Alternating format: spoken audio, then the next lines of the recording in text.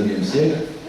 Et il y a un gars qui s'appelle le docteur Villermé, qui fait une étude sur les conditions physiques et morales des ouvriers, des ouvrières dans les fabriques. C'était l'expression qu'il utilisait. On est en 1840, il fait cette étude dans une vingtaine de villes de France, et il voit les gens, femmes et enfants, qui meurent au travail dans des journées de 14, 15, 16 heures. Et le bon docteur Villermé dit à la fin de son étude une phrase exceptionnelle. Il dit « Il faut travailler moins ». Et l'histoire du Code du travail, c'est l'histoire de la réduction du temps de travail. Depuis 170 ans. Il a fallu 80 ans pour passer de la journée de 17 heures à la journée de 10 heures. C'est rentré dans les textes en 1919, 1920, dans les textes, pas dans la réalité. Pas dans l'application. Et puis, il a fallu 70 ans, mais ça vous connaissez par cœur, pour passer de la semaine de 40 heures à la semaine de 35 heures. 1936, 1982, 2002. Je fais remarquer tout de suite que pendant ces 70 ans-là, on a fait 4 choses en même temps. On a doublé le nombre de salariés, puisqu'en 1936, il y avait 9 millions et demi de salariés du privé. Je parle du privé là. Et en 2002, il y avait à peu près 18 millions de salariés du privé.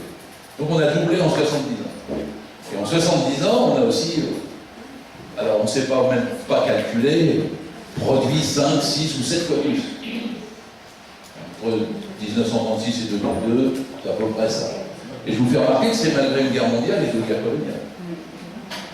On a fait une troisième chose, c'est qu'on a gagné plus. Personne ne discute ça, on ne sait pas non plus mesurer bien, mais le pouvoir d'achat s'est substantiellement développé entre 1936 et 2002. Et on a fait ça, notez-le bien, en travaillant moins. C'est-à-dire qu'en travaillant moins sur 70 ans, on a gagné plus, produit plus et doublé le nombre de salariés. Pourquoi voulez-vous qu'on s'arrête? Qu'est-ce qui justifie de faire tourner la roue de l'histoire à l'envers et nous expliquer qu'il faut maintenant travailler plus en gagnant moins? Pourquoi? Puisque pendant 70 ans, on a fait le contraire. La preuve du pudding, c'est quand on le mange. Et la preuve de la réduction du temps de travail, c'est quand on l'a fait. Et nous pourrions, si nous avons 100 millions de chômeurs, mais théorie, c'est parce que nous sommes en retard pour la réduction du temps de travail. Parce que si nous réduisions plus vite la durée du travail maintenant au lieu de la réaugmenter, on ferait reculer le chômage. C'est même la seule solution pour le faire. D'autant qu'on a depuis l'an 2000 850 000 naissances par an. Ils s'étaient plantés dans le rapport Charbin en 1998 pour les retraites, quand ils avaient dit « Ah, il n'y aura personne pour payer les retraites ». C'est une erreur totale. Nous sommes en plein boom démographique depuis 15 ans. Il n'y a que l'année dernière que ça a baissé. Sinon, c'est 850 000 naissances. Et comme il faut ôter 500 000 décès, ça veut dire qu'on a 350 000 à 400 000 personnes qui vont arriver sur le marché du travail à partir de 2018, au moins jusqu'en 2030. Si on ne réduit pas la durée du travail, nous sommes à 10 millions de chômeurs en 2030. Donc la réduction de la durée du travail est liée à l'histoire du code. Et même au développement de l'économie capitaliste de notre pays et ailleurs. Et c'est inséparable, première chose. Bon, la deuxième chose, le Code du travail, il est né, en vérité, dans la conception. Alors bon, il y a des mesures, vous connaissez un petit peu après la Commune de Paris, ben voilà, la loi Waldeck-Rousseau qui va permettre de s'organiser. Napoléon III, avant, aura supprimé le livret ouvrier en 1856.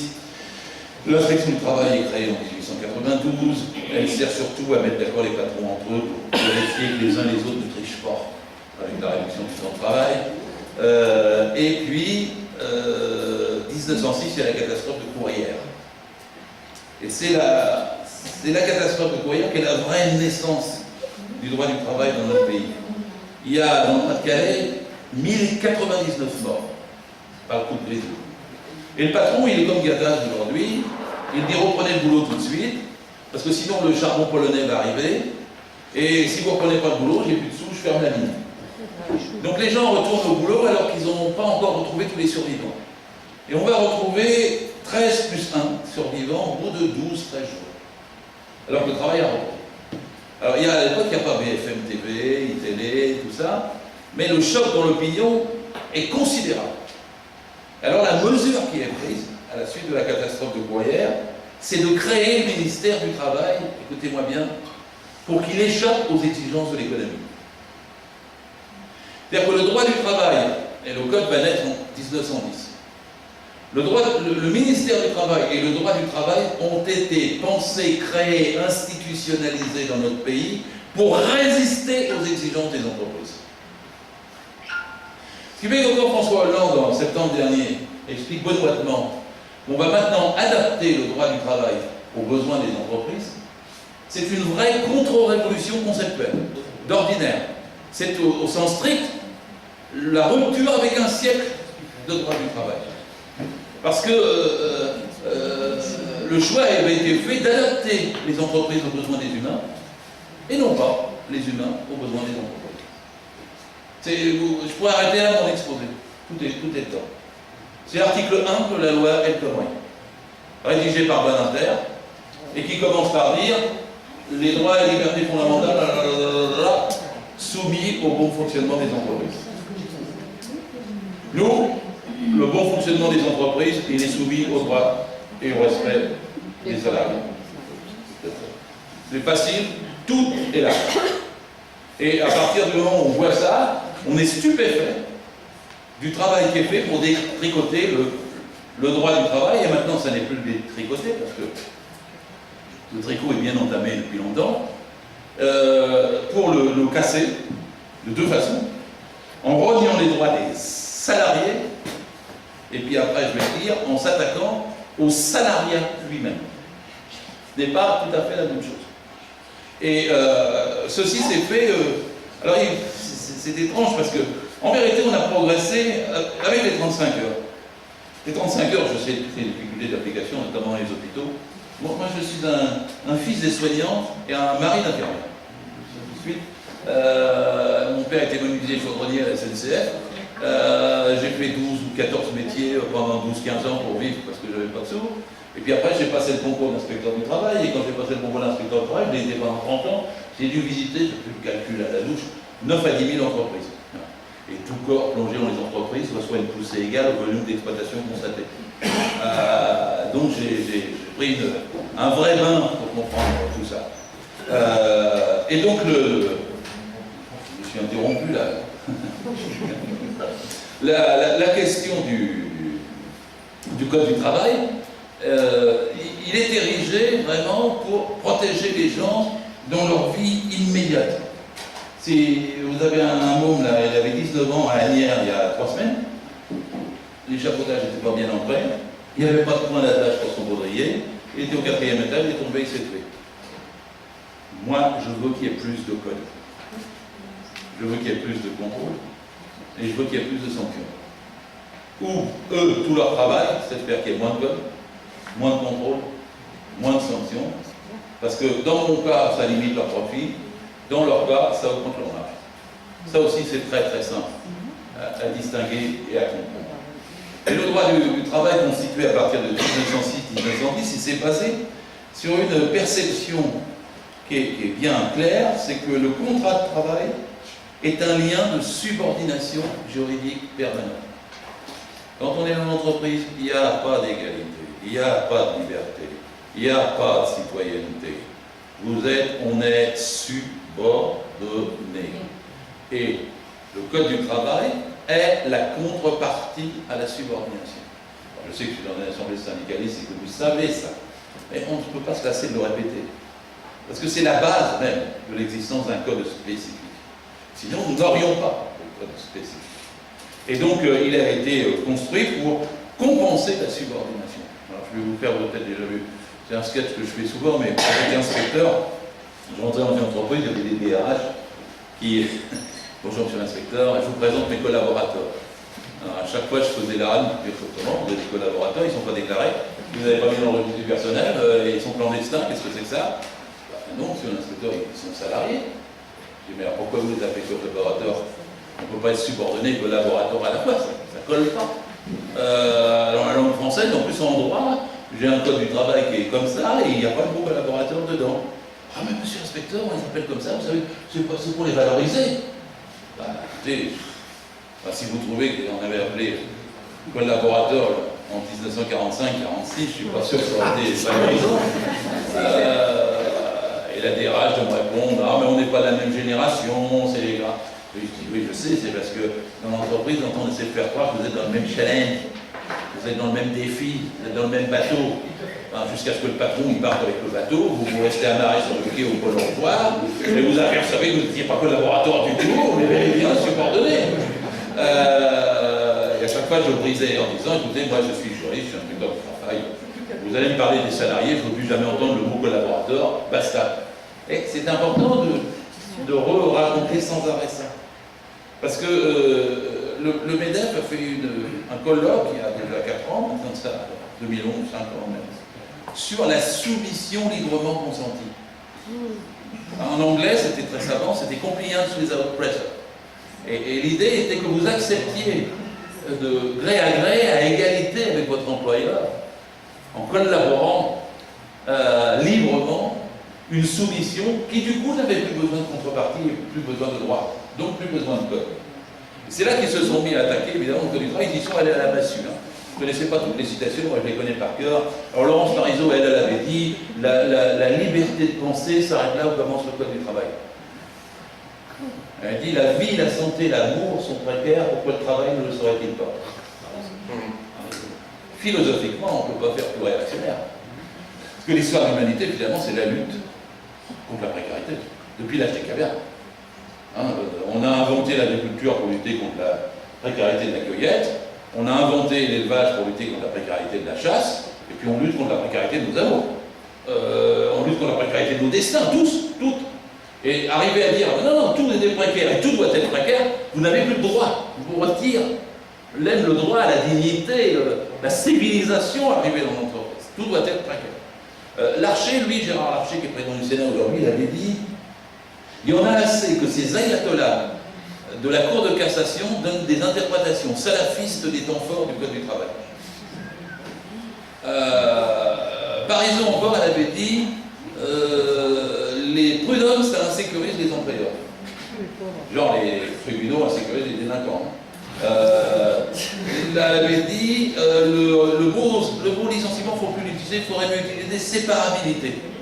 Elle disait c'est comme un divorce. Sauf que c'est toujours le même qui garde les meubles. Et après, ils ont un peu intensifié la tâche jusqu'à ce que Gattaz, au mois d'août dernier, dise le Code du travail est l'ennemi numéro 1 des patrons. Ça, vous avez ça depuis 2000. Parce que le MEDEF a succédé, vous ne savez peut-être plus, au CNPF. Et le CNPF, c'était le dernier qui est présidé, c'était Gandois. Et Jean Gandois, sur le parvis de Matignon, le 10 octobre 1997, quand Lionel Jospin lui dit on va faire les 35 heures par la loi, sort, dit nous refusons, je démissionne. Et sur le parvis de Matignon, il dit je démissionne parce qu'il faut nommer des tueurs à ma place à la direction du patronat, des tueurs, parce que nous allons déclarer la guerre au gouvernement Jospin jusqu'à ce qu'il renonce aux 35 heures. Et cette guerre de 97 à aujourd'hui, on peut dire qu'il la mène depuis 20 ans sans une seule seconde sa réponse. Et à l'époque, ils avaient nommé le baron Ernest Antoine Seyer et Denis Kessler à la tête du MEDEF. Le MEDEF s'était refondé. Ils avaient fait à l'époque 6 grandes réunions dans lesquelles ils avaient décidé de s'attaquer à tout ce qui existait en France issu du Conseil national de la résistance, depuis les droits des comités d'entreprise jusqu'à la sécurité sociale, jusqu'au code lui-même. Et ensuite, ils avaient passé la main à Parisot, qui elle-même l'a passé à Pierre Gattaz, qui lui-même était le fils de Yvon Gattaz, qui était lui-même l'héritier de, comment il s'appelait, c'était Chotard, mais il y avait une rupture quand même entre le CNPF et le MEDEF, en gros, sans valoriser le CNPF, loin de là, ça. Et c'était la finance qui prenait le pas sur l'industrie. Il y avait un changement. Et à partir de ce moment-là, ils étaient plutôt avec un regard anglo-saxon, que j'aime dire que vieux patron des houilles et des gorges. Et l'offensive qu'ils ont menée, elle n'a pas cessé depuis 2004. La première loi très réactionnaire est passée inaperçue. C'était celle de François Fillon du 4 mai 2004, qui inversait déjà la hiérarchie des normes, comme on dit, c'est-à-dire qui permettait qu'il y ait des accords d'entreprise qui dérogent à des accords de branche et à des accords internationaux et à des lois quand les lois le prévoyaient. Alors ça ne touchait à l'époque que quelques questions, mais ça faisait quand même s'effondrer l'ordre public social. C'est à partir de ce moment-là qu'il faut aborder la question de la loi et du contrat. L'ordre public, le code c'est l'ordre public. C'est l'état de droit dans l'entreprise. Il n'y a pas de raison que les lois de la République s'arrêtent à la porte de l'entreprise. Eux, c'est ce qu'ils veulent. Ils veulent que ce soit le contrat qui l'emporte sur la loi. Ne soyons pas complètement caricaturaux non plus. On peut avoir des bons contrats. Vous avez fait une bonne grève, vous avez amélioré dans l'entreprise le salaire, les conditions de travail, vous signez un accord, c'est meilleur que la loi. Donc ça va. Mais là, c'est pas comme ça qu'ils voient les choses. Ils voient des contrats qui sont signés sans grève, sans lutte, de gré à gré, entre le patron et son salarié, et qui dérogent à la loi, négativement. Et donc, c'est ce qu'on appelle l'inversion de la hiérarchie des normes et l'abandon de ce qu'on appelle le principe de faveur. Le principe de faveur, c'est que quand il y avait un contrat, une convention collective, et puis il y avait une loi, c'était ce qui était le plus favorable aux salariés qui l'emportaient dans l'un ou l'autre texte. Et la dérogation, c'est que maintenant, il peut y avoir, pour des circonstances exceptionnelles, comme dit le patron, parce que soi-disant que ça va mal, on vous retire du salaire, on vous retire des droits, on vous retire des avantages, etc., etc. Soi-disant pour sauver l'entreprise, mais en vérité pour augmenter les marges de l'employeur. Le rapport entre loi et contrat a commencé à être mis en cause, je l'ai dit, c'est Fillon, 4 mai 2004. Et puis alors après, ils ont réglé le Code du travail.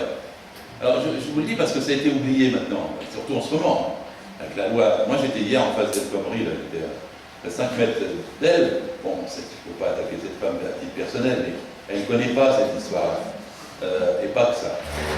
Mais en 2004, il y a eu une ordonnance de la droite qui a dit on va écrire le Code du travail. C'était Larcher. Cette ordonnance a mis 4 ans à s'appliquer. Le nouveau code a été en vigueur à partir du 1er mai 2008. Ils ont tout réécrit. Ils ont enlevé 10% du code. Ils ont enlevé 1 500 000 signes. Il y avait 9 livres à l'intérieur du code, ils en ont enlevé 1. Ils ont enlevé 500 lois sur 1150 pages. Ils ont mis 4 ans pour le faire, en prétendant que c'était à droit constant, mais je vous montrerai que ça n'était pas le cas. Et Villepin avait, on est décembre 2004 l'ordonnance, Villepin avait essayé de faire le contrat de nouvelle embauche, c'est-à-dire on pouvait licencier pendant 2 ans, sans motif. Puis après, il avait essayé de faire le contrat première embauche, on va revivre ça. C'était pour les jeunesses, on pouvait pendant 2 ans les licencier sans motif.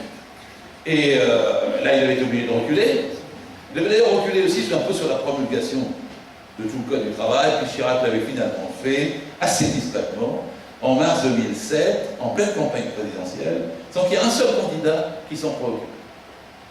Et il avait été prudent, il avait dit il s'appliquera qu'en mai 2008. Donc c'était passé, il avait enjambé l'élection présidentielle. C'était arrivé au Sénat quand même, parce qu'il fallait ratifier l'ordonnance. Le 23 septembre 2007, moi je hurlais partout, j'ai fait un livre rien que là-dessus, qui comparait l'ancien code et le nouveau code. J'expliquais tout ce qu'ils avaient sucré, tout ce qu'ils avaient enlevé, tout ce qu'ils avaient transformé. J'avais rédigé 150 amendements pour revenir sur l'essentiel à l'ancien droit, mais personne ne se préoccupait de ça. Non. Le Code du travail, c'est la dernière roue du carrosse. Ça sent l'ennui quand on parle du Code du travail dans les médias. Vous demandez une émission sur le Code du travail à Serge Moati, il dit oh non, ça va faire chier tout le monde. Quand vous avez Poujadas, le journal télévisé, vous avez remarqué ça, il montre le Code du travail, il dit 1,4 kg. C'est terrifiant comme propagande, c'est quasi totalitaire. Parce que vous avez des millions de gens qui regardent ça, on leur dit 1,4 kg. Bon, c'est pas pour moi, je ne l'ai jamais lu, je ne le lirai jamais. 1,4 kg, monsieur, madame. Vous croyez qu'il vous défend? Non, c'est 1,4 kg.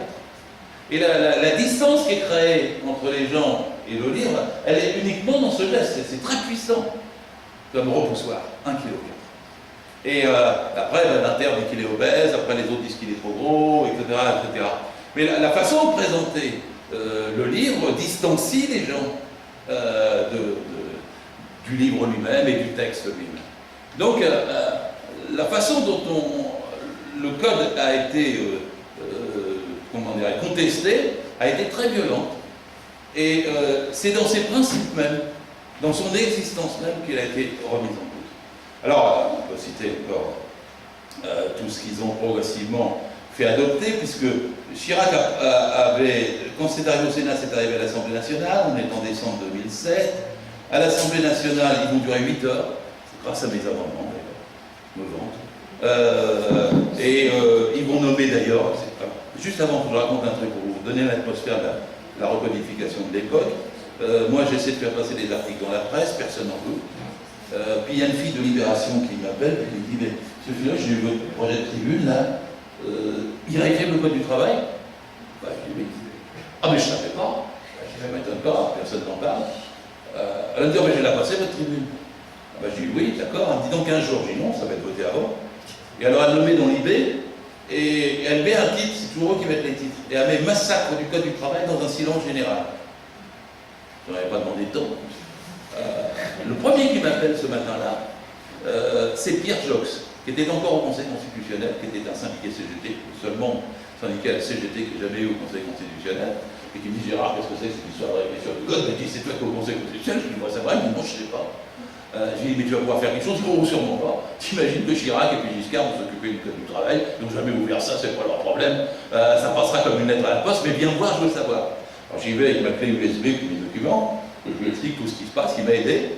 J'ai fait une conférence de presse, à l'époque c'était avec Martine Billard, avec Alain Vidalis qui était avocat de droit du travail, et Roland Museau qui était un délégué CGT de la SNECMA. On fait la conférence de presse, on fait un peu d'agitation autour, et c'est ça qui a fait que toute la gauche a résisté à la recodification à l'époque, donc comme l'UMP était majoritaire, bien sûr elle est passée. Le Conseil constitutionnel l'a balisé le 23 janvier 2007, et c'est rentré en vigueur le 1er mai 2008, et à l'époque la droite avait dit victoire. Le code est restreint, le code est réécrit, le code est simplifié, et ça va faire l'emploi. On est là, 1er mai 2008. L'opération auquel vous assistez, elle a déjà eu lieu. Et c'est oublié. Ils avaient crié, bravo, il est simple, maintenant ils disent non, il est trop compliqué pour faire. C'est terrible d'arriver à avoir 4 ans d'histoire sortis de toutes les têtes et de recommencer à zéro pour refaire un même travail. Et tenez-vous bien, le gars qui a présidé la réécriture du code à l'époque s'appelle Jean-Denis Combrexel. Il était directeur général du travail et c'est lui qu'ils ont renommé, ou qui s'est renommé, pour le faire dans la vérification actuelle du code, qui prévoit de modifier jusqu'en 2008. Alors, c'est spectaculaire, ça. Mais après, les attaques qui ont été faites, alors, il y a eu la loi Bertrand, pour souvenir, c'est quand même celle qui instaure la rupture conventionnelle, c'est-à-dire la rupture de gré à gré, en faisant croire que le salarié est à égalité avec le patron, et non pas subordonné. Et puis ensuite, après, on va arriver, juste avant de perdre, Sarkozy va essayer de faire la loi Warsmann, qui est du 22 mars 2012, et qui dit qu'un patron pourra modifier le contrat de travail du salarié en cas de difficulté dans l'entreprise, aussi bien sur la question de salaire que sur la question d'horaire, à la baisse. Mais il fixe à cette époque 1 an. Et je vais vous dire, la loi Sapin va dire la même chose 2 ans, et l'actuelle loi fait la même chose 5 ans. C'est-à-dire qu'à partir du moment où on croit qu'on va pouvoir se sortir avec la gauche qui gagne en mai-juin 2012, c'est le contraire qui se produit. À ma grande surprise et à ma grande déception et à la colère de tout le monde en ce moment. Alors, ça a commencé avec la loi Sapin, c'est-à-dire l'ANI, l'accord national interprofessionnel du 11 janvier 2013. La loi Sapin est du 14 juin 2013. La loi Macron qui va lui succéder est du 7 août 2015. La loi Rebsamen du 17 août 2015. Et là, la loi El Khomri est pour l'instant en suspens. Et elle aggrave tout ce qui vient de se tisser dans les 3 dernières années comme aggravation de la remise en cause du code initiée depuis la loi Fillon du 4 mai 2004. Vous avez l'histoire sur à peu près 12, 13, 14 ans d'une offensive pour la destruction du code. Alors, c'est allé d'abord, encore une fois, sur la grosseur du code. Vous avez peut-être vu à part Poujadas, Bayrou sortir à la parole des paroles et des actes de code dans 3900 pages, c'est ça qu'empêche de travailler en France. Et après, il montrait le code du travail suisse, regardez, il est tout petit. Grâce à ça, il y a 5% de chômeurs en Suisse. Le nombre de mensonges qu'il y a dans ces 2 phrases est extraordinaire. D'une part, parce que le code, il faut quand même le dire, parce qu'il disent 3300 pages d'un kilo-4, dedans, il y a 675 pages de loi. Vous avez 3300 pages de commentaires. Arrêté, décret, jurisprudence, analyse de la jurisprudence, glossaire, sommaire, il y a 3300 pages de commentaires. C'est comme si vous éditiez François Sagan amendé par Marcel Proust. C'est un problème d'édition. Ensuite, après, tous les codes sont bons. Regardez le code des impôts, il est plus gros, le code du commerce, le code de l'agriculture, le code civil, le code pénal. Regardez tous les autres codes sont bons. Donc c'est pas la grosseur du code. Et Bayrou, quand il disait regardez le code du travail suisse, il n'y a pas de code du travail en Suisse. Ce qu'il montrait, c'était un traité pour la paix au travail signé entre les cantons après-guerre. Il y a déjà 70 ans. Et après, en Suisse, c'est du droit civil dans chaque canton. Mais le droit civil peut aussi avoir beaucoup de pages, contrairement à ce qu'on croit. Parce qu'aux États-Unis, il n'y a pas de code du travail. C'est le droit civil. Alors vous avez peut-être vu, je le conseille tout de suite, parce que je vais parler du licenciement tout à l'heure, un film qui s'appelle In the Air, avec George Clooney. George Clooney est tout le temps dans l'avion, puis quand il atterrit aux États-Unis, il licencie, c'est son job. Alors il convoque les gens, ça prend 2 minutes. On leur donne un petit carton, avec 2 gardes du corps, qui prennent leur dernier crayon, et puis les gardes du corps les conduisent jusqu'à la porte de l'entreprise, donc le droit d'y revenir, c'est fini. Mais ça n'empêche pas qu'il y a du droit civil après. Donc les gens, il n'y a pas de prud'homme, mais peuvent aller au tribunal dire c'est. Le problème, c'est que c'est plus dur d'attaquer un licenciement qui n'est pas motivé, où il n'y a pas de procédure, où il n'y a pas d'écrit. Évidemment, ça prend plus de place. On a calculé aux États-Unis que le droit civil consacré au droit du travail faisait 36 000 pages. Vous imaginez Bayrou sortant les 36 000 pages. C'est grâce à ça qu'on travaille aux États-Unis. Parce qu'on n'a pas de code du travail, ça ne tient pas debout, bien sûr. Petit détail, aux États-Unis, on a 24 000 meurtres par an. Ce que dit Obama. Ce qu'on ne sait pas assez, c'est que dans les 24 000 meurtres, il y a 200 patrons qui sont tués chaque année.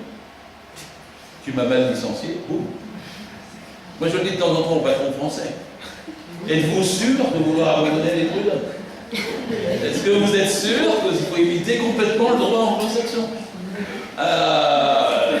C'est quand même sérieux de poser la question, parce que bon, mettre en cause le principe même d'un code du travail pour valoriser en Suisse, aux États-Unis, un droit civil, n'a pas vraiment de sens non plus, parce qu'après tout, le contrat, même c'est beaucoup plus neuf que le code du travail. Parce que le code du travail, au moins, il est reposé sur mon bureau, même avec ses annexes. Mais les contrats, c'était les conventions collectives, il fallait 4 armoires pour les contenir. Et puis, mettez en garde les gens qui croient que le contrat c'est plus souple et meilleur que la loi. Ils n'ont qu'à regarder leur contrat d'assurance. Là où c'est écrit en tout petit, à la 4e page, pour vous expliquer que vous n'allez pas toucher la prime pour laquelle vous cotisez, c'est dans les contrats. Et de façon générale, le contrat individuel, il est beaucoup moins sûr, garant, que la loi générale, commune et universelle. Et donc vous avez, il faut réfléchir sur le rapport contrat-loi. Puisque tous les articles en ce moment reposent là-dessus, et que ce qu'ils vont faire avec la loi et la connerie, si nous ne les empêchons pas, c'est de faire prévaloir le contrat sur la loi. De faire prévaloir la négociation de gré à gré ou individuelle sur le code du travail universel et collectif. Et là, il faut quand même redire la force de la loi. La loi protège le faible, le contrat contraint le faible. L'inspecteur du travail peut sanctionner l'employeur qui ne respecte pas la loi, mais il n'a aucun pouvoir pour celui qui ne respecte pas le contrat. Les prud'hommes interviennent pour faire respecter la loi. Ils ont beaucoup plus de difficultés déjà pour faire respecter les contrats. Et à chaque fois qu'on compare contrat et loi, la loi est avantageuse pour le salarié. Et je répète, c'est les lois de la République face au marché. Ça, c'est des points théoriques, simples, je sais qu'ils sont connus, mais ça vaut en ce moment la peine et le temps de les dire et de les redire. Bon, alors après, Macron l'avait modifié. Alors, la loi Macron, moi je suis quelqu'un que je aime, pour vous. Rien n'est bon dans Macron. C'est un personnage interlope, il y en a toujours dans les régimes au moment où il y a des crises, de Rasputin à Bernard Tapie. Le gars, on ne sait pas d'où il est sorti.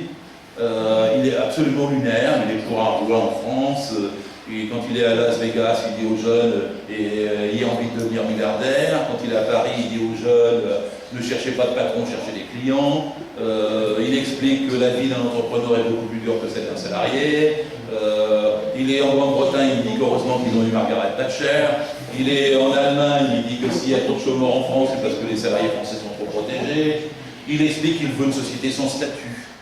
C'est-à-dire ni fonction publique, ni code du travail. Il est pote avec le gars qui dirige Uber pour les voitures tourisme, le chauffeur à Paris. Ça fait beaucoup pour un seul personnage. Ça fait beaucoup. Bon. Et le gars, il a fait une loi qui est, vous savez, l'origine de sa loi, c'est quand même le rapport commandé par Sarkozy à Jacques Attali pour libéraliser la France, en gros. Et il y avait à l'époque 342 recommandations. Quand il a fait sa loi, le début de la loi Macron, en novembre 2014, c'était 106 articles. Et quand elle a été adoptée, il y a 308 articles. Alors vous avez parfois des sondages qui disent que les Français approuvent la loi Macron à 65%. Ouais, mais enfin, il y a 98% qui ne savent pas ce qu'il y a dedans. Parce que 308 articles, c'est exactement les méthodes pour que ça soit totalement antidémocratique. Et je vous fais remarquer que la méthode a été prolongée. Parce que dans la Nice et la loi Sapin, il y avait 27 articles qui sont devenus 34. Dans la loi Macron, 106, ils sont devenus 308. Dans la loi Rebsamen, il y avait 44 articles. Dans la loi, le projet de texte Badinter, dont je vais parler après, 61 articles. Dans la loi El Khomri, 45 articles. C'est fait exprès, c'est-à-dire c'est une façon de vous noyer sous le choc de tous les changements qui pourtant atteignent intimement votre vie. Je vais les prouver après en prenant évidemment des exemples, je ne pourrais pas prendre les 308 articles, enfin, je vous renvoie à des bouquins, mais quand même le système lui-même est antidémocratique. Et alors Macron, au milieu, nous quand on a commencé à travailler, je travaille avec un inspecteur du travail en retraite comme moi, avec Gérard Bouzy, et on voit, c'est lui qui le voit d'ailleurs, il me dit regarde, il modifie l'article 2064 du Code civil. Alors comme on est travailliste, c'est pas tellement civiliste, on le laisse passer une fois, deux fois, puis on dit pourquoi il change l'article 2064 du Code civil, on va quand même le voir, d'autant plus qu'il y avait une annexe qui était la loi du 8 février 1995. Qu'est-ce que c'est que cette histoire? C'était l'article du Code civil qui disait toute relation de travail dépend du Code du travail. Il l'enlevait. Donc vous pouviez avoir des relations de travail qui ne dépendent pas du Code du travail. Alors là, vous êtes en plein VTC à Paris.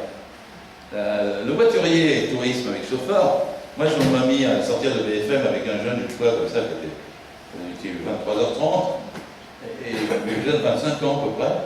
Je lui ai dit ça va, vous avez travaillé combien d'heures aujourd'hui? Il me dit aujourd'hui c'est la 20e heure.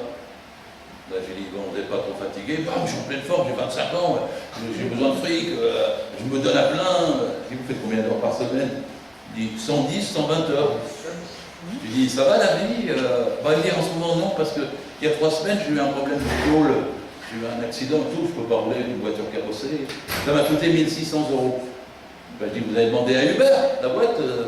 Ah, il dit oui, je leur ai demandé, mais ils m'ont dit que c'était pas le problème, la voiture est à moi, c'est moi qui la paye en leasing, l'assurance et tout, c'était mon problème. Parce qu'il n'y a pas de rapport de contractuel avec Uber.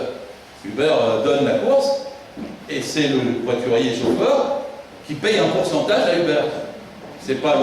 Uber n'est pas un patron, c'est un donneur d'ordre. Il ne verse rien, c'est celui qui reçoit l'ordre qui donne une part de ce qu'il a touché au patron. C'est l'inverse de toutes les autres relations contractuelles, bien sûr.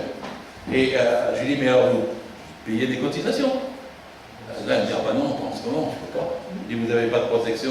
Ben, elle me dit, non, je rembourse les 1 600 €. Ah, je lui dis, mais alors, à la fin du mois, vous allez avoir combien? On va me dire, ce mois-là, 1 200 € pour 120 heures par semaine, sans cotisation sociale. Vous voyez l'intérêt de ne plus avoir une relation de travail, mais d'avoir une relation commerciale.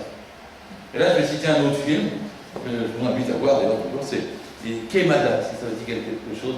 C'est un film de Gilles Pontecorvo, c'est un grand cinéaste qui a fait la bataille d'Alger aussi, et et là, il y a un grand acteur aussi dedans, c'est Marlon Brando. Le film est assez vieux, il date d'un film à grand spectacle, je crois qu'il date de 69, et c'est la révolte des esclaves à Haïti. Et les esclaves se soulèvent encore, et puis les propriétaires terriens les flinguent, se soulèvent encore, les propriétaires terriens les flinguent encore, mais à un moment donné, le rapport de force bascule, et les propriétaires terriens commencent à avoir peur. Et il y a Marlon Brando qui fait l'anglais, qui est là et qui leur dit, mais enfin arrêtez avec l'esclavage, libérez-les. Qu'est-ce que vous avez à vous embêter avec des esclaves? Ça vous coûte cher, les esclaves. Et vous occupez des enfants, vous les logez, les vieux, les femmes, tout ça. C'est trop cher, l'esclavage. Faites-en des salariés. Vous ne les paierez que pour ce que ils feront et quand vous aurez besoin. Et après, ils se démerdent. Laissez-les libres. Et c'est ce que vont faire les propriétaires terriens, c'est censé être Haïti, dans le film. Et ça fait réfléchir sur qu'est-ce que c'est. C'est parfois on dit les VTC, ils sont soumis librement. Compliance without pressure. Et ils vont donner de l'argent aux donneurs librement. Et en plus, ils sont contents, ils pensent qu'ils vont gagner beaucoup. Et alors, le tout début du salariat, c'était ça. Parce que le tout début du salariat, on était tâcherons, donneurs d'ordre, indépendants. Les décrets d'Allard et la loi Le Chapelier, ils l'interdisaient. On avait même un livret ouvrier qu'on présentait à l'employeur pour se faire embaucher, ce qui n'a été interdit que par Napoléon III en 1856. Et le début du salariat, tâcherons, donneurs d'ordre, payés à la mission, payés à la journée, payés à la tâche. C'était sans cotisation sociale. En vérité, en 170 ans, en gagnant en cotisation sociale, nous avons regagné ce que les esclaves, un salaire net pour l'activité productive qui est là, et on fait le sport de travail afin de pouvoir refaire l'activité productive en question. Et ce salaire brut, c'est en fait que les esclaves avaient, puisqu'ils le faisaient mal, mais au moins le maître était censé assurer leur logement, leur nourriture, etc. Donc les cotisations sociales ont été une conquête de 170 ans. Quand vous avez à la fois l'attaque contre le code du travail et vous avez l'attaque contre le principe du salariat, vous avez surtout l'attaque contre le coût du travail que sont les cotisations sociales. C'est-à-dire qu'on vous ramène à vous payer au salaire net, ou seulement le net, pour la tâche que vous faites. Et c'est le cas des VTC et puis de tous les autres, parce que leur idée c'est de faire revivre les indépendants. Parce qu'il n'y a pas que les VTC là. Maintenant, dans un hôpital, il y a 271 métiers.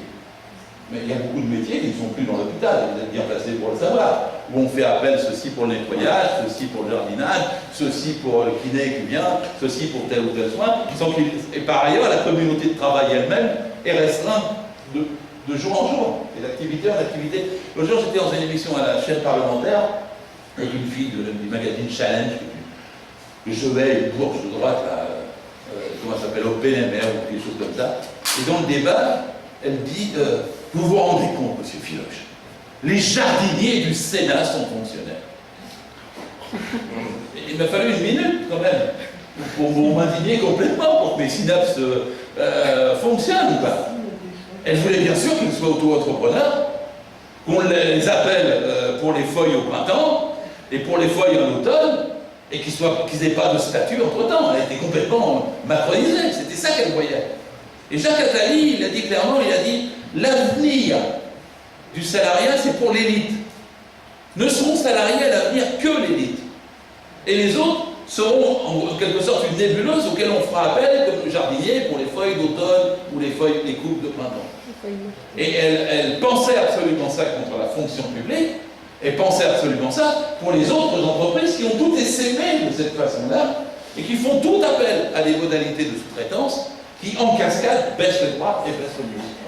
Alors, je sais qu'on le sait, mais le cœur de l'attaque El Khomri, qui se rajoute à Macron et qui se rajoute à Sapin, il est là.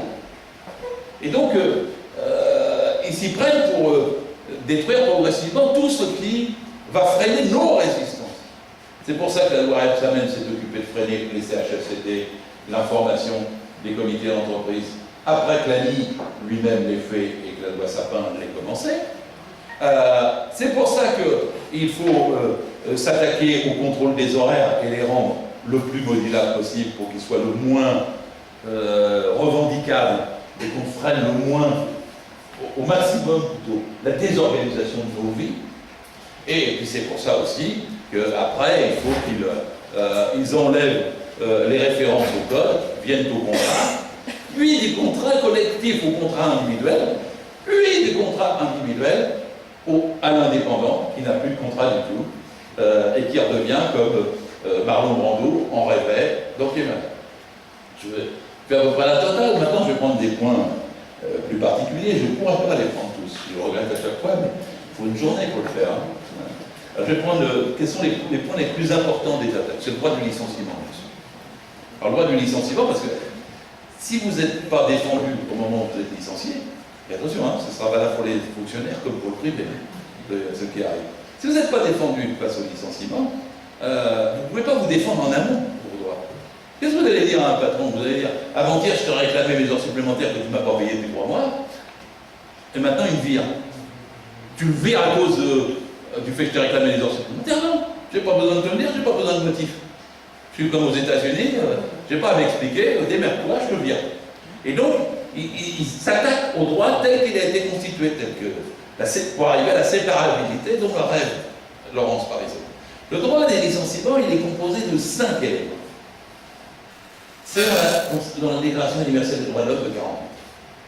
C'est dans la Charte européenne des droits des humains de 1999. Et c'est surtout dans la Convention numéro 158 de l'Organisation internationale du travail. Alors, je vous fais une petite parenthèse. Le droit du travail est un droit international. L'OIT, c'est 440 pays. On est pour un droit mondial. On pense même que le droit du travail est constitutif du droit de la concurrence. Pas à part, mais constitutif du droit de la concurrence. Et c'est ce que l'Organisation internationale du travail défend quand elle fixe, par exemple, à l'inspection du travail, elle dit qu'elle est indépendante. Quand elle fait des conventions, par exemple, sur l'ensemble du travail domestique dans le monde. Et puis quand elle fixe les droits du licenciement qui doivent être motivés. C'est donc un droit planétaire. Qu'est-ce qu'on a à foutre des propositions d'El Khomri qui veut nous morceler le droit boutique par boutique? On a d'un côté un droit qu'on cherche à rendre mondial, universel, qui est basé sur le respect des humains, où qu'ils soient. Et maintenant, on va nous faire des distorsions, des exceptions, des amendements et des discussions au cas par cas, entreprise par entreprise, contre ce droit universel. C'est deux philosophies différentes, deux approches différentes. Celle qui fondait l'Organisation internationale du travail et la boutique, où maintenant on va nous dire, on va négocier pour savoir si tu travailles 12 heures ou si tu travailles 60 heures. C'est vraiment opposé. Alors le droit de licenciement d'avoir un droit international, c'est 5 points. 1, quand vous êtes licencié, c'est écrit. Badinter oublie que ça doit être écrit. 2, ça doit être motivé. Si vous n'avez pas de motif, vous êtes un chien. Dehors, et je ne vais pas te dire pourquoi. Dehors, ça fait 30 ans que tu es là, je m'en fous, dégage. Il n'y a pas aucun respect de l'humain, aucun respect du salarié, pas de motif. Le droit international dit que ça doit être motivé. 3, il dit que vous avez le droit de vous défendre. D'où l'entretien, tout ça, la lettre, le motif, le recours, la consultation des élus du personnel. 4, vous avez le droit de faire un recours contre le licenciement abusif. Et 5, vous êtes soit indemnisé, soit réintégré si le licenciement est décrété abusif. C'est les 5 droits du licenciement.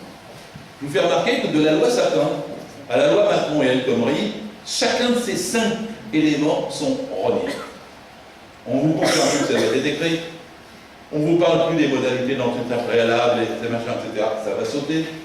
On ne vous parle plus du motif. L'UMP a osé, et s'ils reviennent au pouvoir, ils le font immédiatement, soumettre un amendement à la loi Macron sur le fait qu'il n'y avait pas besoin de motiver les licenciements. Le MEDEF progresse lentement en disant on va préprogrammer les motifs de licenciement dans le contrat. Et là, dans la loi El Khomri, ils disent que quand une entreprise est en difficulté un trimestre, il manque 3 € dans la caisse du patron, vous pouvez être licencié ou non pas licencié. Mais votre salaire est baissé, votre durée du travail est augmentée, et si vous refusez, vous êtes licencié en situation de faute, c'est-à-dire sans droit. Donc, l'affaire est claire dans la matière. Ils ont modifié, c'était déjà dans la loi Sapin, les critères pour les licenciements individuels, parce que ça paraît c'est un peu triste, parce que, mais enfin bon, il y avait des licenciements individuels, dans les petites boîtes, moyennes boîtes, etc. Et chaque fois, il y avait des critères. 1, c'était la situation sociale du salarié. 2, son ancienneté. 3, sa qualification. 4, le poste qu'il occupait. Et le poste qu'il occupait, c'était le 4e motif. Le premier, c'était on tenait compte socialement de sa situation. Moi, j'ai sauvé, je me rappelle comme inspecteur, il y avait un gars, c'était Sodexo, il avait 55 ans, enfin bon, s'il était viré, il était sous les fonds, il pas moi qui vivais. Donc dans le choix des critères de licenciement, j'avais dit, regardez le critère, c'est social, vous ne pouvez pas toucher à lui. Évidemment, c'était désagréable parce que c'était le jeune dernier arrivé qui était licencié à la place, mais c'était les critères, ils existaient depuis la Seconde Guerre mondiale, la jurisprudence les avait toujours confirmés dans cet ordre-là. Ils ont sauté d'abord dans l'ordre, avec la loi Sapin, ils ont sauté complètement avec la loi Macron.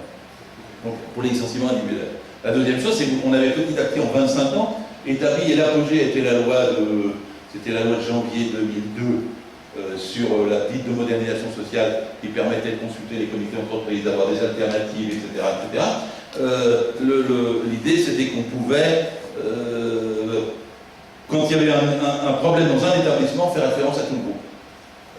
On ne pouvait pas se dévoiler en disant c'est cette entité-là. Bon, maintenant c'est fini.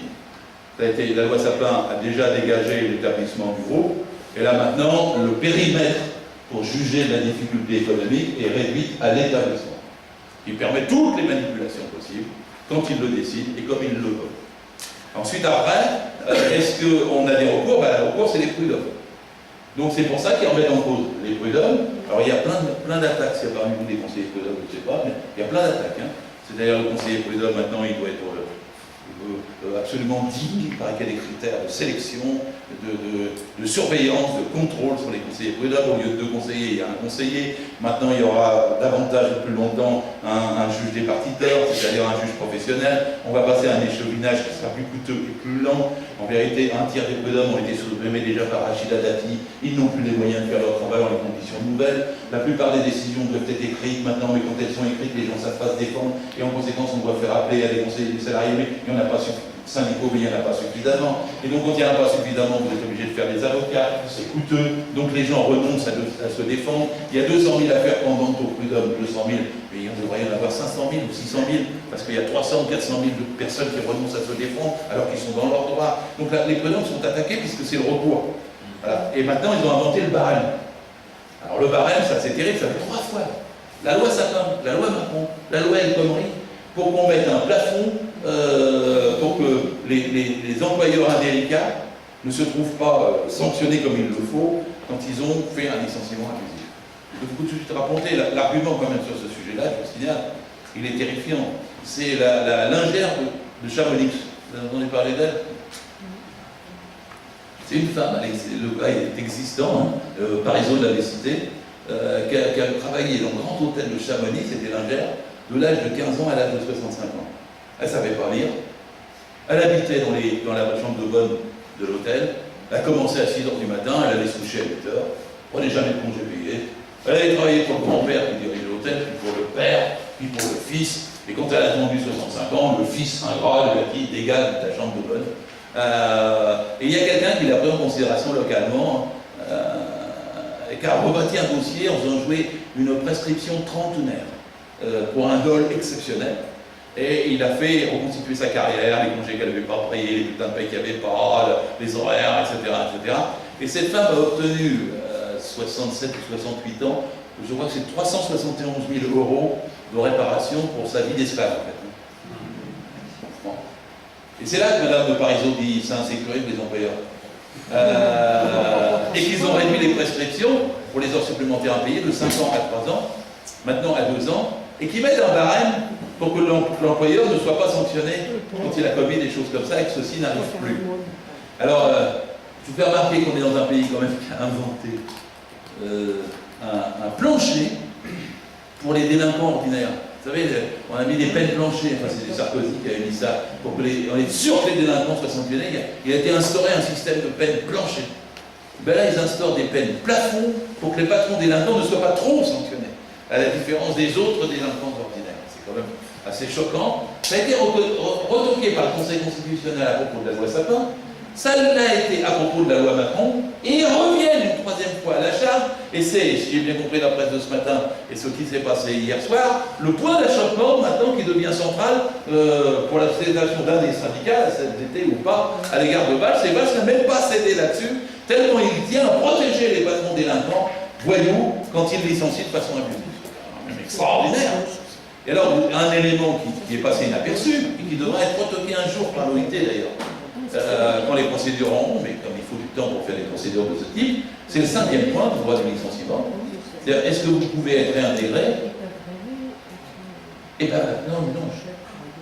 Parce que dans la loi Macron, il est dit que quand vous avez gagné devant le tribunal, alors maintenant c'est les tribunaux administratifs, ce n'est plus les chambres sociales, quand vous avez gagné devant le tribunal, ceci, je cite, n'a aucune incidence sur les salariés concernés qui ne sont ni indemnisés ni réintégrés. Vous avez raison, vous gagnez en justice, mais vous avez droit à rien. Loi Macron, 7 août 2015. C'est absolument inconstitutionnel, c'est absolument contraire au principe de l'OIT, mais pour l'instant, c'est la loi française. Alors, une fois que vous avez conclu ça sur le droit du licenciement, après, il y a des miracles extraordinaires, puisque tout pourra être négocié. Il y a 3 niveaux dans la loi El Khomri. L'ordre public social, il est affaibli, il n'est plus chiffré. Dans Badinter, il y a 61 mesures, il n'y a aucun chiffre. Pas la durée du travail est maintenant devenue normale. Pas légale, normale. Les heures supplémentaires sont-elles majorées? Attention, elles peuvent être compensées. Compensation n'est pas une majoration. Ensuite, après, est-ce qu'il y a des durées maximales du travail? Elles ne sont pas fixées dans Badinter. Et elles sont dans Khomri, elles peuvent atteindre 60 heures de façon exceptionnelle. Dans la première mouture, elle avait dit sans consulter l'inspection du travail. Ils ont eu peur de nos réflexes. Ils ont remis avec consultation l'inspection du travail, mais ils ont réajouté que chaque contrat pouvait être soumis à négociation individuelle avec l'employeur et que dans ce cas-là, il pouvait dépasser les maximums. Donc on réarrive à une journée de 12 heures, on réarrive à une semaine de 60 heures, et pour le compte des heures supplémentaires pour les gens qui sont forfaitisés, on s'est plaint il y a 12 ou 15 ans de l'annualisation. Maintenant, c'est une tri-annualisation. Puisque vous calculerez le rattrapage et le décompte des heures supplémentaires tous les 3 ans, au lieu de la fin de l'année.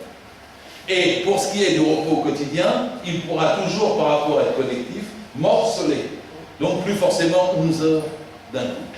C'est-à-dire que quand vous avez fait sauter la barrière du repos quotidien, la durée maximale du travail journalière, ou vous la faites porter à 12 heures.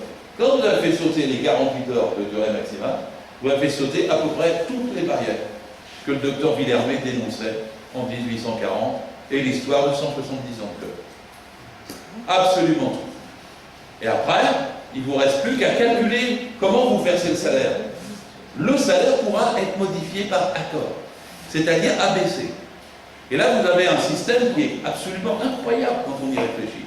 C'est l'affaire de Smart ou de la FNAC mise en cause ou généralisée. Pour vous dire quand même l'affaire de Smart, on est à Hambach, en Moselle. L'entreprise fait le groupe Daimler, qui est un groupe absolument prospère. Le patron décide de faire un référendum pour qu'il travaille 39 heures, payé 37 au lieu de 35. Alors, attention, pour ceux qui sont proches du SMIC, ça peut les mettre en dessous du SMIC. C'est déjà illégal.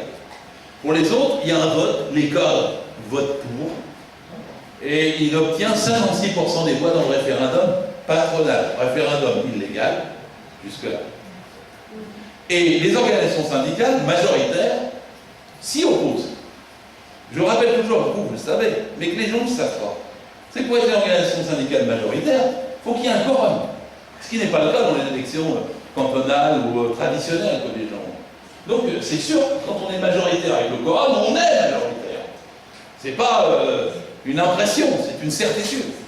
Et après, pourra être remise en cause, selon El Khomri, par les organisations syndicales minoritaires qui auront 30%, lesquelles pourront saisir le patron pour obtenir un référendum remettant en cause la majorité, si celle-ci s'oppose à 39 payé 37 ou au travail le dimanche.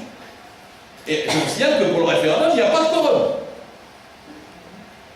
Et que là, à Smart, ils ont réussi, après le refus des organisations majoritaires, de faire signer chacun individuellement, en leur mettant la peur. 90% des salariés ont signé, pour ne pas perdre leur boulot, l'acceptation de ce qui avait été par référendum et statutairement, légalement refusé par l'administration majoritaire, qui fait cette remise en cause même du syndicat, des syndicats, de la majorité des syndicats et la protection collective des salariés du même coup. On sait la petite histoire référendum. Les journalistes ne comprennent pas ça. Ils vous disent, mais non, un référendum c'est démocratique. Enfin, quand vous êtes subordonné, un référendum c'est pas démocratique. le pistolet sur la tempe, c'est pas démocratique. Donc on a besoin d'expliquer ça, de dire ça, à partir de l'exemple de Smart ou celui de la FNAC. Parce que la FNAC, les syndicats refusent l'ouverture le dimanche, ils sont majoritaires de façon absolument écrasante, mais vous avez un syndicat à 30% qui décide de saisir le patron de la FNAC et par référendum d'essayer d'obtenir la mise en cause de la majorité syndicale, je vais dire au niveau national du PS, mais ils n'y croyaient même pas tellement ils sont nuls en droit du travail. Le patron décide de quand commence la semaine. Vous croyez bêtement que c'est lundi, comme moi, quoi. Naïvement, la semaine c'est lundi, mardi, mercredi, et bon. Alors maintenant, le patron pourra décider par accord que la semaine commence le mercredi. Bien sûr, vous avez des entreprises où la semaine commence le mercredi, l'autre le jeudi, on arrive à ce genre de choses-là. Bon, et alors, pourquoi? Je vous dis, parce que le PHB, par exemple, a proposé à toutes les organisations syndicales du PHB qui sont associées unitairement, que la semaine commence le mercredi, ce qui fait que le dimanche et le 5, il n'y a pas d'heure sup, il n'y a pas de majoration. Il ne reste plus qu'à dire qu'il y a un repos compensateur, et que la loi ne dit pas qu'il doit être payé. Donc vous allez avoir les 2 jours du majoration, ils auront réussi au le dimanche, sans un sou de plus. Simplement en disant que le patron décide à Smart ou au BHB ou à la FNAC que la semaine commence le mercredi, il commence plus le lundi. C'est extraordinaire comme leçon de choses. Parce qu'en vérité, ils n'ont jamais d'arrêt. Il n'y a jamais de limite à la recherche du profit et des dividendes. La France est le pays qui a distribué l'année dernière en proportion de son PIB et de son nombre d'habitants. Encore même. Et il n'y a aucune raison que ça s'arrête avec des déréglementations de cette sorte-là. Alors, les déréglementations, vous savez, les circonstances exceptionnelles pour travailler, on m'a dit hier, circonstances exceptionnelles pour travailler 60 heures, ça va pas travailler 60 heures. Alors, pourquoi vous insistez là-dessus? Parce qu'en vérité, pour moi, circonstances exceptionnelles, je travaille avant, par exemple pour sauvetage en mer, ou incendie de forêt. Là-bas, vous dites oui, vous travaillez jusqu'à 70 ans maintenant. Quoique mon directeur départemental en 2003 avait donné contre mon avis, était passé par-dessus l'avis de l'inspecteur, mais maintenant c'est systématique. L'autorité administrative qui l'emporte, c'est le direct. Et le direct n'est plus un directeur du travail, c'est fini. Et il a été passé par-dessus moi parce que le graveur sur marbre. Je vous laisse réfléchir. On est en septembre 2003. C'était la canicule. Et donc en septembre et octobre, il fallait graver les tombes en plus. Et ils avaient plaidé qu'ils voulaient travailler 60 heures et que c'était exceptionnel. J'avais dit non, les morts peuvent attendre. Alors, tout le respect qu'on leur doit, on n'est pas obligé de travailler 60 heures pour graver les tombes, n'est-ce pas? Ça veut dire une chose, c'est que vous avez une discussion sur les circonstances exceptionnelles. On revient à la chose. Leur public social l'emporte. Mais si vous êtes soumis à la décision de l'entreprise, vous arriverez avec tous les excès possibles à interpréter toutes les situations possibles pour pouvoir travailler près de 12 heures, pour pouvoir travailler près de 60 heures. Comme dit, c'est l'ordre public social éthéré, sans chiffre, la négociation prioritaire qui détermine entreprise par entreprise, et puis alors il y a une espèce de... J'ai vu l'autre jour quelqu'un qui ne comprenait pas bien, parce qu'il disait c'est quand même une loi. Mais c'est des lois supplétives qui ne servent qu'au cas où la négociation n'aurait pas pu aboutir, ou n'aurait pas eu lieu, ou que le patron est carent, et la loi supplétive alors décide. Je vais vous prendre l'exemple du congé pour décès. Le congé pour décès, vous perdez un proche, il y a, ça dépend encore des cas, parce qu'en principe c'est 3 jours que vous avez plus dans les conventions collectives, mais vous avez un truc fixé par la loi, et vous avez un mieux par la convention collective. Là, la loi dit, vous aurez droit à des jours, ou un jour, pour décès. Mais vous ne dites pas combien. Donc vous renvoyez au deuxième cas, la négociation. Le patron dit oui, tu prends ton après-midi. Si vous ne prenez pas l'après-midi, il est carent, alors la loi supplétive. Une fois que vous avez compris ce système-là, vous avez compris toute la loi de la loi. C'est-à-dire l'ordre public républicain ne dit plus rien. Il émet en principe. La négociation fait l'essentiel. Si la négociation n'a pas lieu, la voiture à minima. Vous avez dans la loi inter, le travail des enfants est interdit en dessous de 16 ans. Point. Sauf si la loi décide autrement. Le travail des enfants est 8 ans. Alors ça n'est pas encore en pratique, mais je vous signale que le travail des enfants en France est passé à 14 ans, avec l'apprentissage sous Villepin, que les dons à partir de 15 ans, ils peuvent travailler 2 dimanches et 2 nuits, Et que là, ils ont fait un décret, et ça c'était Rex Samen, je lui en veux à mort pour ça, qui diminue la protection qu'ont les enfants de 14 ans au travail quand ils sont confrontés à des travaux en hauteur ou à des machines nombreuses. L'arrêt au 1er février 2015, il est rendu efficace, enfin promulgué en vérité à partir du 1er mai 2015. Et bien vous avez, avant une autorisation d'inspection du travail préalable, pour qu'il ait... Avant, il était interdit qu'un enfant de 14 ans, je dis bien un enfant, monte sur un escalier, un escabeau ou une échelle. Maintenant, c'est autorisé, à condition que ce soit temporaire et qu'il soit averti des risques qu'il court. Vous imaginez l'inspecteur du travail qui arrive, qui voit le monde sur... C'est aussi, c'est à côté de Rennes, c'est au mois de mars de l'année dernière, il y a un homme de 15 ans et demi qui est tombé dans le bâtiment de l'échelle, puis dans la trémie, qui s'est tué. C'est-à-dire que c'était le 2010 qu'ils ont mis un homme dans une boulangerie industrielle à Mulhouse à nettoyer un pétrin. Le pétrin s'est remis en route, le homme a été broyé.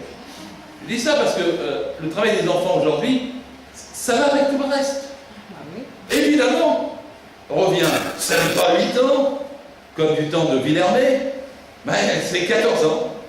Et les protections qui avaient été érigées pour se retirer, le patron a dit « Ah bon, on ne peut plus les prendre, ils ne vont pas sur les échelles, ça ne nous intéresse pas d'avoir des apprentis à 14 ans. » Mais moi je suis contre qu'il y ait des apprentis à 14 ans. Je suis pour qu'aucun enfant ne travaille avant 16 ans. Aucun, même pas un apprentissage, aucun. Alors on me dit « Oui, c'est pas ça qui rend l'école intéressante, oui.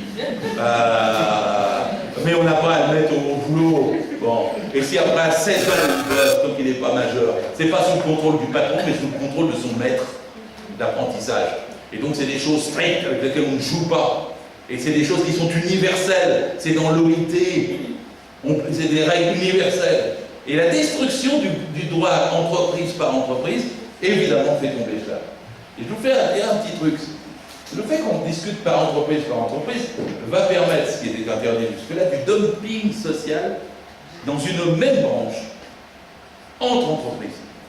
Parce que si vous avez un patron dans l'habillement, je prends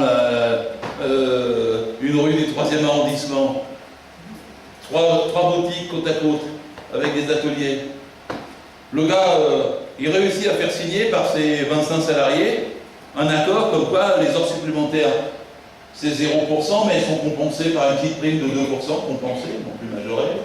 Il y gagne. Le gars d'à côté, lui, il payait 25%. Et il va y perdre par rapport à son voisin. Donc il va dire, je ne peux pas les maintenir à 25%. Et il va avoir du mal avec ses propres salariés, il va peut-être pouvoir être bon. Il va les mettre à 10%. Le temps qu'il faudra. Parce que l'autre qui a pu payer les heures supplémentaires va en faire des paquets, pas embaucher. Et donc petit à petit, il va prendre la clientèle. Vous ne pouvez plus avoir un patron qui soit bon, il n'y en a pas souvent. Mais un patron ne peut plus être bon dans ce système. Parce que vous avez la dégradation, patron par patron, entreprise par entreprise, de chacun des droits. Le dumping social, c'est plus entre Bucarest et Paris. C'est entre deux rues du 3e arrondissement. Puisque l'accord de branche peut être contourné et battu par l'accord d'entreprise. Là, c'est la destruction totale de la protection commune des salariés de ce pays est dans la loi, elle commune. Alors après, je ne vais pas vous parler seulement que les apprentis peuvent travailler 10 heures par jour, 40 heures par semaine. On prend des mesures spécifiques pour ça. Je ne vais pas me mettre à vous expliquer tous les autres changements qu'il y a pour les consultations du personnel qui n'ont plus lieu, pour l'information des comités d'entreprise qui ne sont plus là, pour les CHSCT qui ont été fusionnés dans les entreprises de moins de 300 à l'intérieur du comité d'entreprise. CHSCT, pour moi, c'était la plus belle structure, je vous le dis, pour la sécurité et l'hygiène. Souvent, elle a été sous-valorisée du point de vue syndical. À tel point, d'ailleurs, que sur 1 200 000 entreprises, il n'y a que 22 000 CHSCT. Ça les gênait pas. Ça les gênait pas. Mais ils ont quand même réintégré les CHSCT à l'intérieur des comités d'entreprise, dans les entreprises de moins de 300. Alors, moi, j'ai eu une discussion surréaliste à ce sujet. On me dit, oui, mais ça fait rien. Ça fait une même réunion. Mais on va quand même parler du point des CHSCT à l'intérieur du comité d'entreprise. Évidemment que ça ne marche pas comme ça, parce que le point sécurité et santé, il va arriver à 5 h du soir, au moment où tout le monde commence à regarder sa montre pour rentrer chez lui, et la réunion se termine au moment où c'est important. Savez-vous, c'est à cause de ça qu'à l'origine, il y avait les CHS sous Pétain. Parce que les comités d'entreprise sous Pétain étaient les comités patates. Ils servaient à distribuer les bons de rationnement. On attachait les gens autour de l'entreprise, ils avaient bien travaillé, on leur donnait des bons, le comité d'entreprise servait à les répartir. Mais on n'avait jamais le temps, tellement il y avait une dispute pour les bons pour bouffer, c'était normal. Et on n'avait jamais le temps de parler de la sécurité, et il fallait quand même parler de la sécurité parce qu'on fabriquait des bombes pour aider à ce moment-là sous Pétain les nazis. Et il fallait quand même que ça marche, qu'il n'y ait pas trop d'accidents. Donc ils ont fait à part une commission hygiène-sécurité pour qu'on puisse en causer, puisqu'il n'y avait pas le temps dans les comités patates. Maintenant, vous allez intégrer les CHSCT dans les comités d'entreprise, vous les faites pour rien. Alors que c'était une des avancées de la loi européenne. Donc, alors, est-ce que je dois brasser encore d'autres sujets? Je ne vais pas les faire tous. Je veux dire qu'il n'y a rien qui justifie ça. Ça n'aura pas une conséquence sur l'emploi. L'OCDE dit que tous les changements de code du travail qu'il y a eu en Europe n'ont aucune conséquence sur l'emploi. Nulle part. Maintenant, le droit du travail allemand est plus sévère que le droit du travail français au moment du licenciement. Vous avez une situation, et ce qui a été changé en droit du travail en Espagne ou en Italie n'a pas fait d'emploi. Ça ne fera pas un emploi.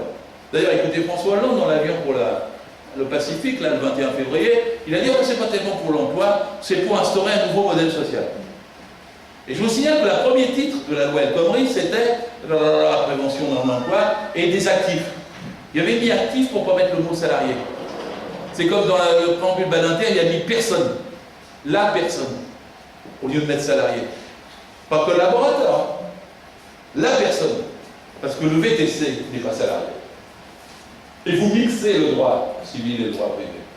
Donc vous cassez, vous ne mesurez pas tout ce que ça fait casser en jurisprudence, ce que ça fait casser en histoire, ce que ça fait casser en rapport de force dans l'entreprise. Et ce n'est pas le droit privé qu'il va y avoir. Le droit public va être exactement affecté de la même façon, puisque la droite annonce, lisez le programme de Juppé, exactement la base du statut de la fonction publique. C'est-à-dire la mise sur le pied, le même des fonctionnaires ou des privés. Donc ce qui s'applique là, s'appliquera au droit public. Vous avez la totalité d'une classe. Quand on dit c'est une contre-révolution, on dit parfois, on a envie d'exagérer pour convaincre. Mais là, je n'exagère pas. Valls, il a dit, c'est pas une réformette qu'on fait, c'est une révolution. Il a raison. C'est une contre-révolution. C'est une rupture avec un siècle de vie du salariat français. C'est une rupture avec un siècle de conception, de conceptualisation de la protection du droit du travail. C'est une autre société dont on ne sait pas, ils ont raison, un autre modèle, dont on ne sait pas encore ce qu'il est, mais dont on est sûr qu'il ne peut être que mauvais dans tous ses aspects destructifs et qui va nous laisser individuels. Alors, ils disent à la fin, il y aura un compte personnel d'activité. Je vais m'arrêter là-dessus. Hein. Un compte personnel d'activité. Alors, il paraît que c'est la contrepartie, enfin je ne sais pas comment vous dire ça. En tout cas que ça va être superbe. Le droit social de la fin du quinquennat, dit Valls. Et hier, elle essayait, Khomri, de vendre ça. Elle ne s'est pas bien argumentée. C'est une commerciale. Et elle a essayé de vendre ça en disant, mais quand même, vous allez le compte personnel d'activité. Alors, vous savez ce que c'est? Vous allez avoir une carte, comme la carte Vital. Ils l'appellent déjà, ils ont trouvé le nom. La carte ad vitam, à vie. Et sur cette carte, vous aurez des droits individuels. Alors, je vais prendre le premier, la formation. Alors, la formation, avant la loi Macron et Sapin, avant la loi Sapin, on avait droit à 120 heures de formation en 6 ans. Après la loi Sapin, c'est 150 heures en 42 ans. Bon, je ne suis pas sûr que ce soit un progrès, les 30 heures de plus. Mais vous avez ce droit. Et bien, ça va être marqué sur votre carte ad vitam. Et après, vous avez le compte épargne-temps. Personnellement, je suis contre le compte épargne. Je vais vous dire pourquoi. C'est que les gens doivent prendre leur congé chaque année, sinon ils meurent plus tôt. Voilà, vous avez vu que dans la fonction publique, ils ont fait quand même un décret pour dire que les héritiers pouvaient avoir l'argent des comptes épargne-temps si les salariés et leurs parents étaient décédés. Et c'est ce que je dis toujours, prenez vos congés, parce que sinon vous serez mort avant d'avoir l'occasion de Et le compte épargne-temps, alors bon, maintenant qu'on compte sur 3 ans, vous pouvez reporter, sauf 12 jours, les congés qui étaient jusque-là obligatoires, vous les échangez contre de l'argent, ou vous les avez sur votre carte ad vitam. Après, vous avez les points pénibilité. Alors je suis aussi, personnellement, je suis un peu iconoclaste, même par rapport à mon propre syndicat, auquel j'appartiens à la CGT depuis 1963. Je suis un militant de base, ce qui me donne la possibilité de parler. Je suis contre les points pénibilité. Je suis pour que la retraite soit l'objet de négociations par métier, par branche. Je suis contre, je vais prendre l'exemple des éboueurs. Les éboueurs, leur espérance de vie est de 58 ans. La retraite, elle était à 50 ans. Ils ont levé la retraite à 50 ans, le droit, et puis après, vous avez des points pénibilité qui fait que vous pouvez partir plus tôt. Enfin, je veux dire, si vous avez votre cancer est bien avancé, selon le degré et l'état dans lequel il est, s'il fait que démarrer, c'est pas sûr que vous puissiez partir. S'il est avancé, on vous donne votre chance. Et vous partez 2 ans avant. Je suis contre ça. On a accepté du vocabulaire sur les régimes spéciaux. Il n'y a pas de régimes spéciaux. Jamais on aurait dû accepter ce mot-là. C'était des conventions collectives, métier par métier, en contrepartie. Et moi, j'ai un beau-père qui était bête humaine, il conduisait les locomotives à vapeur. Il est mort à 97 ans après avoir pris sa retraite à 50 ans. Il disait plus de retraite que d'active. Mais c'était un cas exceptionnel. Parce que les autres, ils avaient quand même un peu d'escarbille dans les poumons et ils mouraient plus tôt. Et donc, tant mieux quand il y en a qui, dans une branche, peuvent vivre plus tard. Mais ce n'est pas une raison pour qu'on fasse des points en calculant le degré d'avancement de chacun. Est-ce que vous avez déjà le coup de prix à gauche, le coup de prix à droite, et si la recul commence à se dévisser, vous avez assez de points pour partir. On n'est pas des bestiaux. On est tous des salariés côte à côte. C'est une question collective, le droit de partir en retraite. Et je suis pour revenir à des négociations par métier et tout, pour ceux qui doivent partir plus tôt dans les métiers pénibles, physiquement et mentalement, mais pas pour les points pénibilité. J'ai fait une petite parenthèse personnelle, mais vous aurez sur votre carte ad vitam vos points pénibilité. Et après, vous aurez les points chômage. Alors, puisque on peut recharger, il paraît que c'est de droit rechargeable, et bien vous aurez vos points sur votre carte ad vitam. Votre compte personnel, vous aurez la chance, avec tous ces points. Il prévoit déjà 18 catégories différentes sur votre carte ad vitam. Mais à quoi servira la carte ad vitam? Parce que j'ai posé la question à celle qui l'avait pensée. Elle va me dire, mais non, c'est pas pour le patron. Là, je lui dis, attendez, c'est pour qui? C'est pour vous sachiez vos droits. Et si vous allez les activer comment? Auprès des organismes compétents. Alors, c'est quoi l'organisme compétent pour les points pénibilité? C'est le patron quand même. C'est quoi l'organisme compétent pour les droits rechargeables? On peut dire que c'est éventuellement le Pôle emploi. Mais à quoi ça sert? Les Pôle emploi ont déjà leur ordinateur, ils n'ont pas besoin de votre carte ad vitam. Votre compte épargne-temps, c'est pour vous. Pour vous, mais vous allez les prendre quand vos congés? Alors, ils ont mis une petite clause, du coup, c'est que le patron, à l'embauche, n'aura pas le droit de demander d'exiger la carte vitale. Pourquoi ils ont eu besoin de mettre ça? Il y a quelqu'un qui y pensait? Quelqu'un pensait que le patron pouvait l'exiger à l'embauche? Ah bah oui. Si vous avez un entretien d'embauche, le patron vous demande votre carte vitale, vous dites non, vous n'avez pas le droit de l'avoir. J'ai fini votre embauche. Et oui, c'est le livret ouvrier qui revient. Parce que dedans, vous allez avoir, c'est une directive européenne, vos chantiers. Vous êtes passé par la Bulgarie, vous êtes passé par l'Allemagne, la Hongrie, l'Italie, c'est votre carte ad vitam. Et alors, vous ficherez vous-même. Ou vous irez voir des organismes qui vous ficheront. Quand je dis le livret ouvrier, je n'exagère pas. Au début, on va dire, t'exagères toujours. Mais non. Non. C'est le compte personnel d'activité. Et attention, vous allez le défendre tout seul, parce que si votre collègue n'a pas le même compte, imaginez les comptes épargne-temps. Vous avez 200 jours, dites. Alors, vous changez de boulot, vous allez voir un nouveau patron. Et il vous dit, je vous vois la carte. Il dit, vous avez 200 jours? Mais je ne sais pas qui ne va pas avoir envie de les payer pour l'autre. Vous avez acquis 200 jours du compte épargne-temps dans la boîte précédente. Et puis là, vous les avez à prendre. Mais je ne vous prends pas. Pareil pour la formation, il vous reste combien? Vous n'avez jamais pris de formation. Vous avez 150 heures. Mais c'est pas moi qui vais les payer.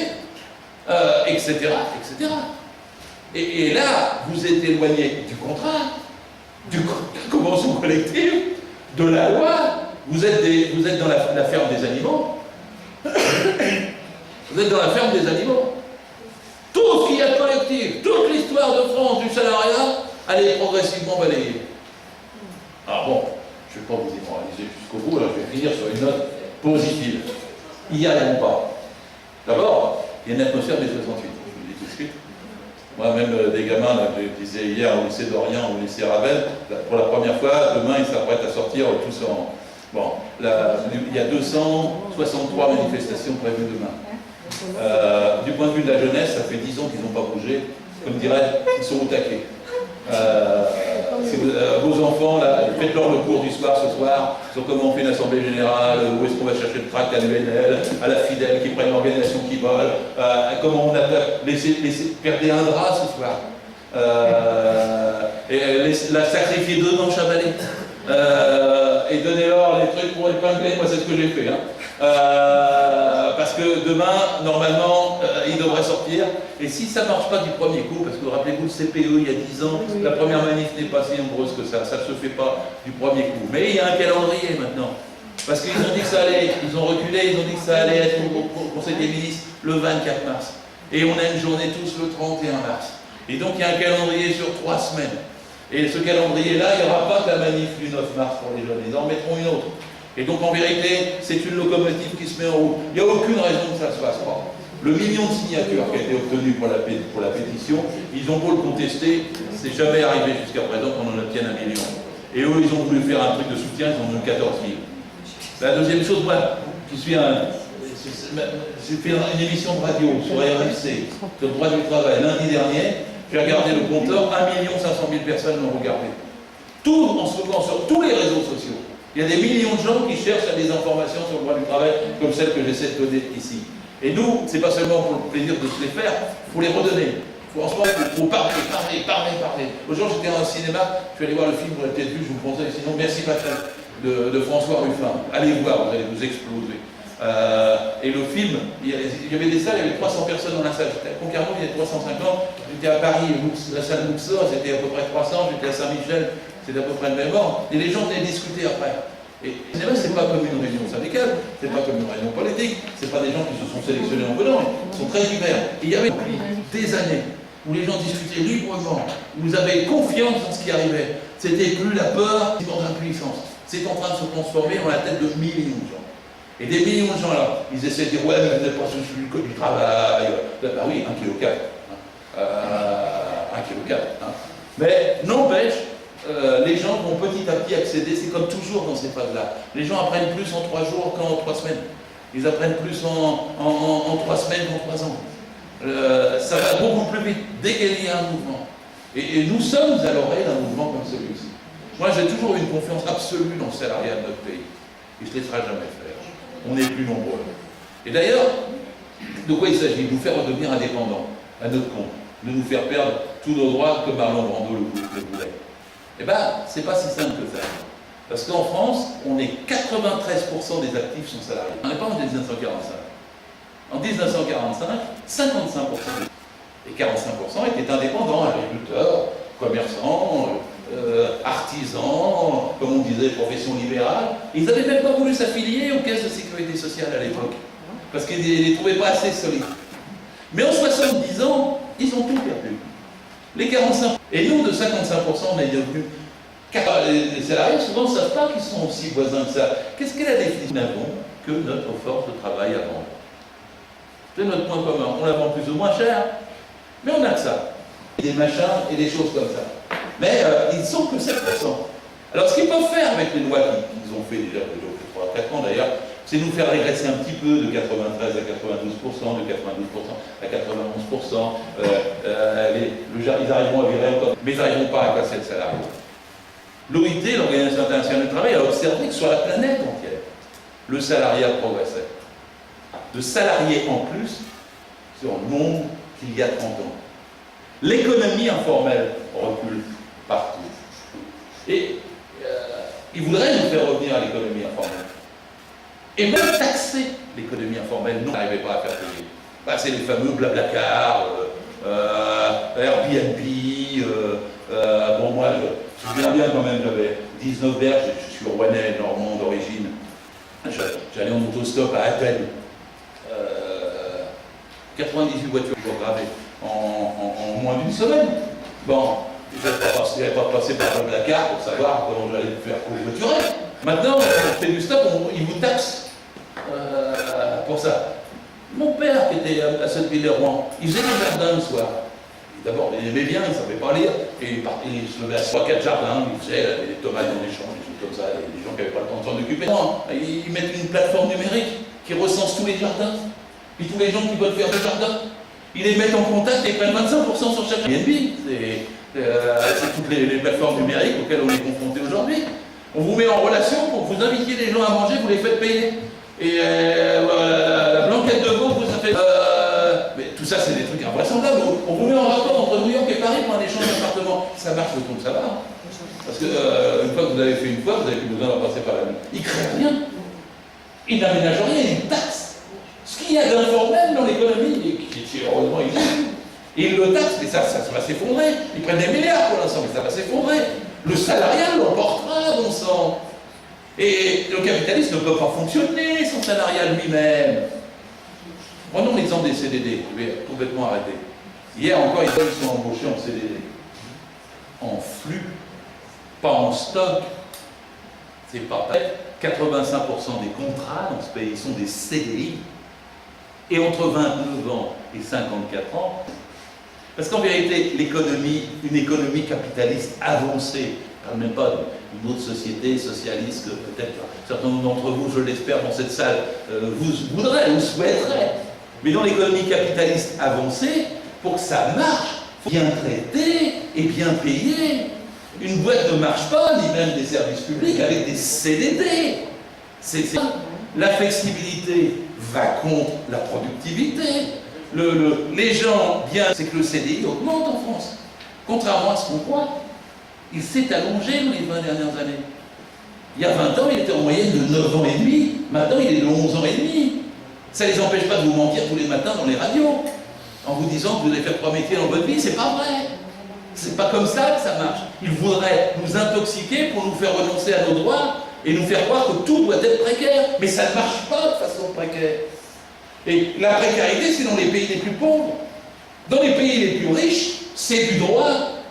Moi, je défends l'idée que le droit, plus vous déréglementez, plus vous avez de chômage, moins l'économie marche.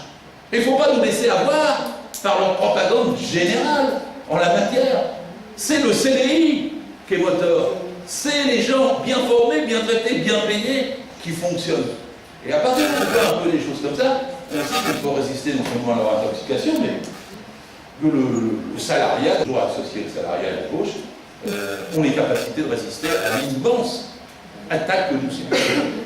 L'attaque est immense, mais nous avons la possibilité, de façon aussi très puissante, d'y résister et de gagner. J'ai fini. Merci de votre attention.